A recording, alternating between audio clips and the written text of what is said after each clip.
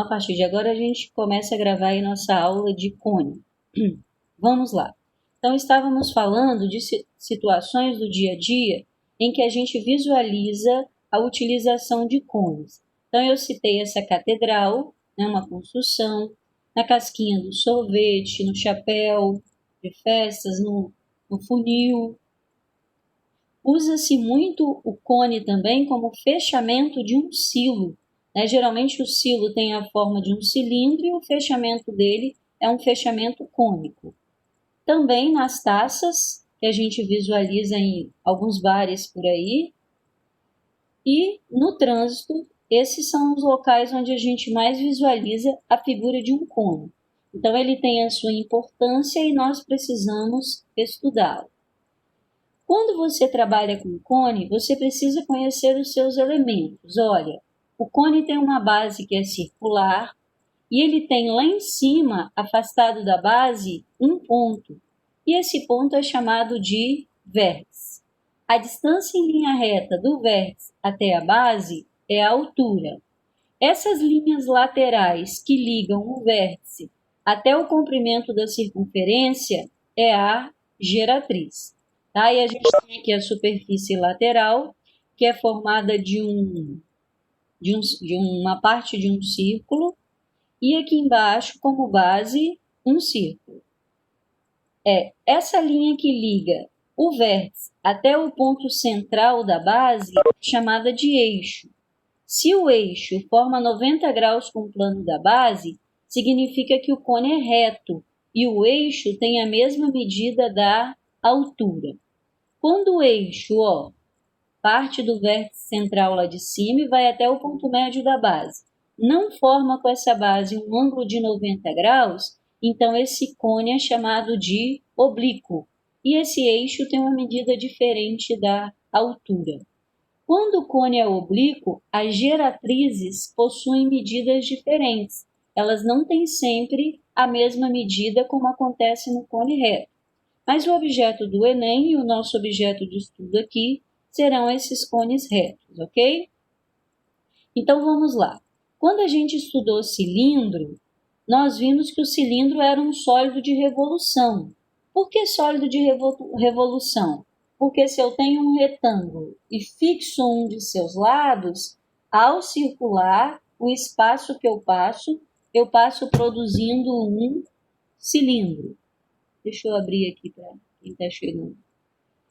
A mesma coisa acontece com um cone, O cone também é formado pela rotação, não de um retângulo, mas de um triângulo equilátero.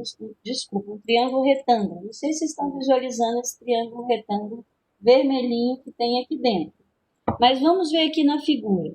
Se eu tenho um triângulo retângulo e fixo um de seus catetos, a rotação que eu produzo no espaço, essa rotação produz uma figura que é o cone, tá? Então, ele é um sólido de revolução, porque é formado pela rotação de um triângulo retângulo em torno de um dos seus catetos.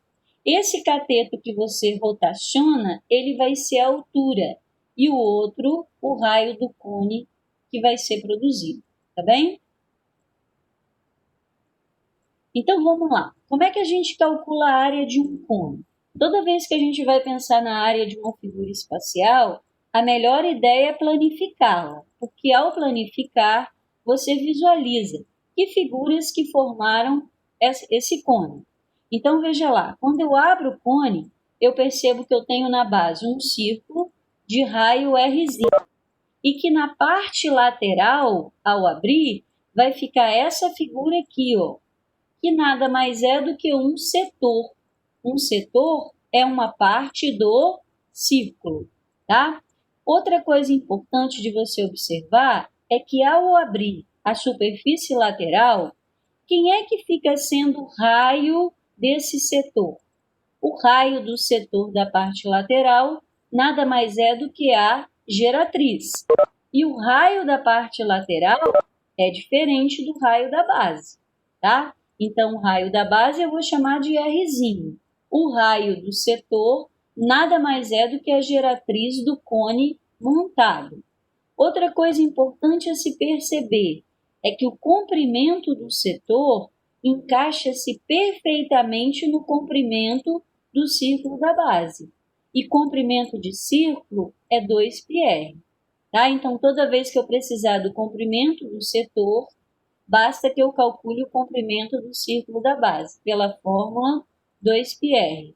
E lembrar que a geratriz do setor nada mais é do que o raio do círculo grandão. Ó, se eu preenchesse isso daqui com um círculo, a geratriz seria o raio desse círculo maior. Tá?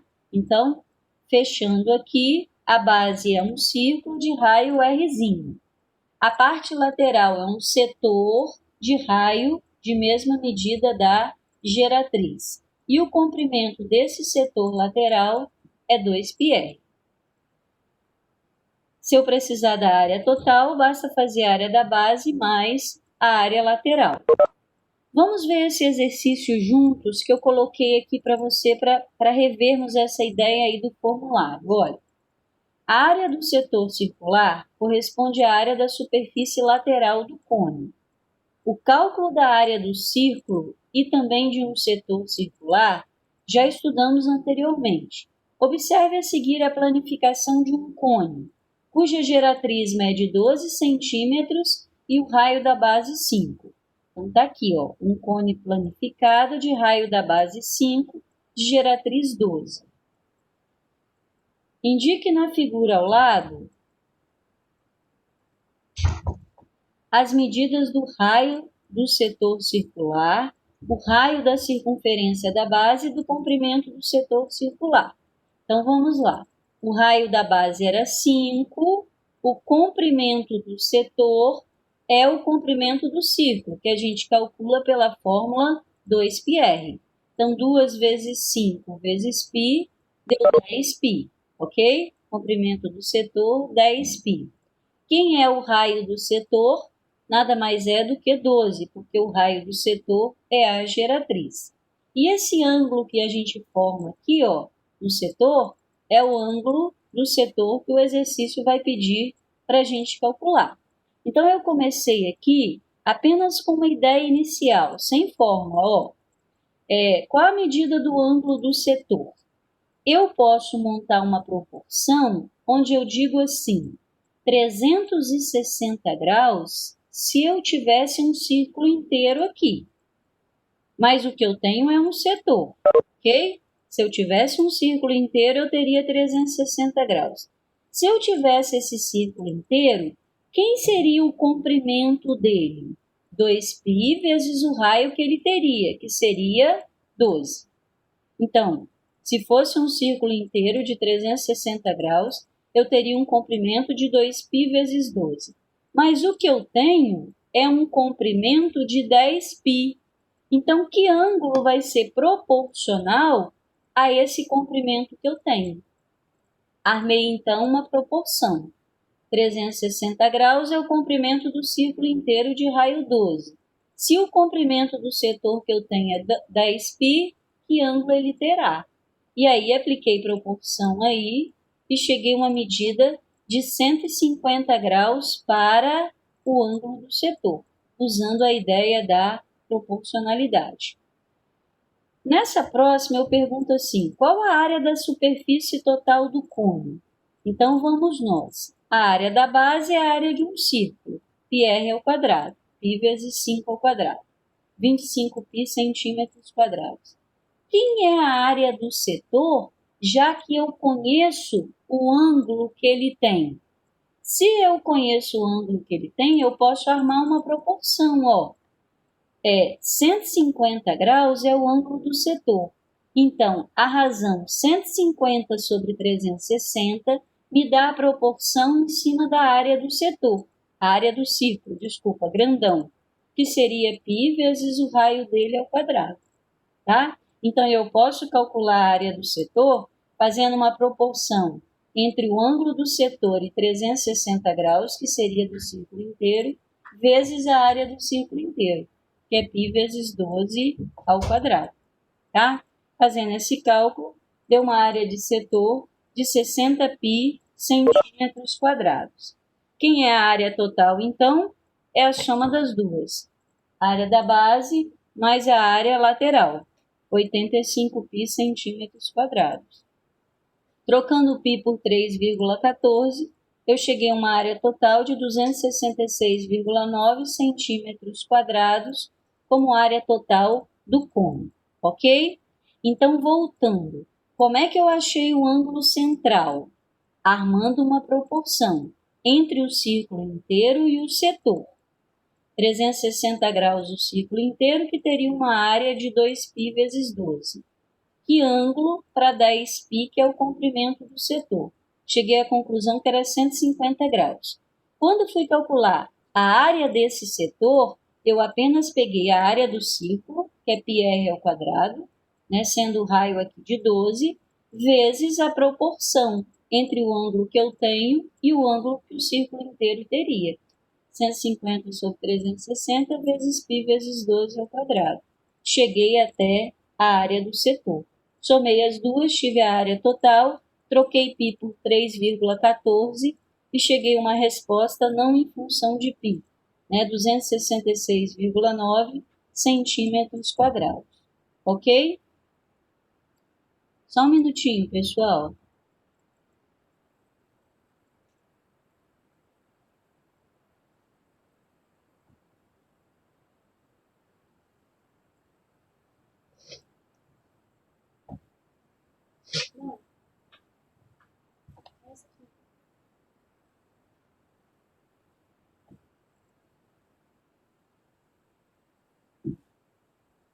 Seguindo então, pessoal, desculpa aí a pausa.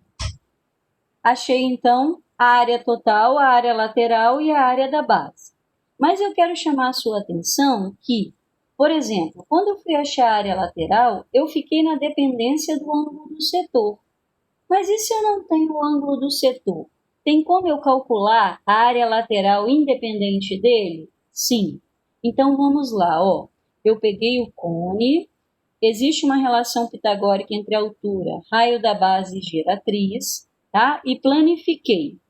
Ao planificar, coloquei lá essas medidas que vínhamos trabalhando antes. Raio da base, raio do setor, o setor faz parte de um círculo maior, cujo comprimento é 2πr. E aí vim aqui armar uma proporção, ó, entre o círculo todo e o setor, envolvendo comprimento e envolvendo área, tá? Se eu fosse calcular o comprimento do círculo todo, eu teria que fazer 2π vezes o raio dele, que é a geratriz. Se eu fosse calcular a área do círculo inteiro, eu faria π vezes o raio do círculo, que seria a geratriz, ao quadrado. E se eu estiver falando de setor, quem é o comprimento dele? 2πrzinho. E a área lateral? É a que eu estou querendo montar uma fórmula. Então, ó, estou armando uma proporção entre comprimento do círculo todo e área para comprimento do setor e a área lateral que eu quero. Quando eu fui aplicar a proporção, percebi que dava para cortar 2π. Cortei e apliquei proporção. Ficou aqui, ó. Área lateral vezes a geratriz igual a πg ao quadrado vezes r. Ok? Como tinha g ao quadrado, eu dividiria pela geratriz, que multiplicaria a área lateral. Falaram alguma coisa? Você passou o slide, alguma coisa assim? Se eu pulei algum? O slide está aqui na Não, minha se você frente. passou o slide. Vocês não estão vendo? Não, é que tá naquele slide que é aquelas contas ainda, com o círculo de 5 centímetros de Não, raio, eu já estou no a, outro. Deixa eu ver o que está tá acontecendo. travado naquele pra gente.